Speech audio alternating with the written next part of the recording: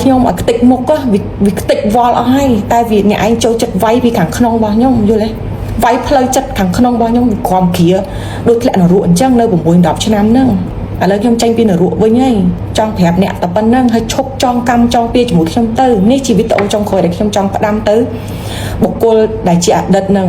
ប្តីខ្ញុំហ្នឹងអ្នកនាងមាសសុកសុភាផ្ដាំទៅអតីតស្វាមីឲ្យឈប់ចងកម្មចងពៀបន្តទៀតព្រោះជីវិតប្តីប្រពន្ធបានដាច់ស្រេចគ្នាយូរណាស់មកហើយរឿងរ៉ាវរវាងតារាចម្រៀងមាសសុកសុភានិងអតីតស្វាមីលោក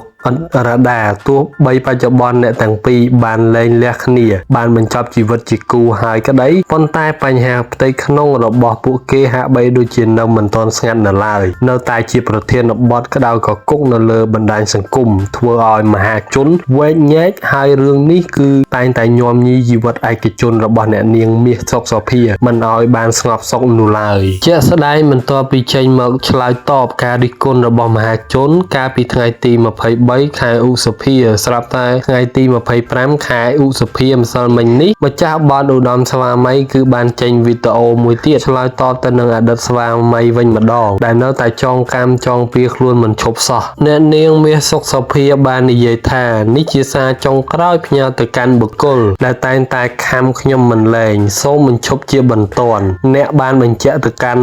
លោកអិនរ៉ាដាថានៅពេលដែលបានបញ្ចប់ទំនាក់ទំនងប្តីប្រពន្ធនឹងគ្នាបានធ្វើកិច្ចសន្យាថាមិនហែកហួរគ្នាប៉ុន្តែរហូតមកនេះអតីតស្វាមីនៅតែតាមខំនាងនិងស្វាមីមិនលែងមិនតែប៉ុណ្ណោះអ្នកនាងមាសសុកសុភាថែមទាំងបានបញ្ជាក់ទៀតថាលោកអិតរ៉ាដាបានជួលមនុស្សស្រីឲ្យដើរនិយាយថាលោកឪជាមនុស្សយកប្រពន្ធគេនិងថាលោកឪជាខ្ទើយស្រឡាញ់ប្រុសបង្ខូចឈ្មោះលោកឪសពគ្រប់បែបយ៉ាងកំពូលតារាចម្រៀងលំដាប់ជួរមុខរូបនេះបានបន្តទៀតថាបច្ចុប្បន្នគេឈ្មោះរបស់នាងបាត់បង់ដោយសារតែអតីតស្វាមីដើរបង្កើតបពួកដើរនិយាយមិនល្អពីនាងសពគ្រប់បែបយ៉ាងបន្ទាប់ពីបានលែងលះគ្នាបញ្ចប់ជីវិតគូប្តីប្រពន្ធនិងថែមទាំងបានចោទខ្លួនជាបុគ្គលដែលផិតក្បត់ទៀតផងបន្ថែមពីលើនេះអ្នកនាងមាសសុកសុភាក៏បានទម្លាយថាខ្លួនរស់នៅជាមួយអតីតស្វាមី16ឆ្នាំមកនេះដូចចុះនរកទាំងរស់ដោយសារលោកអិន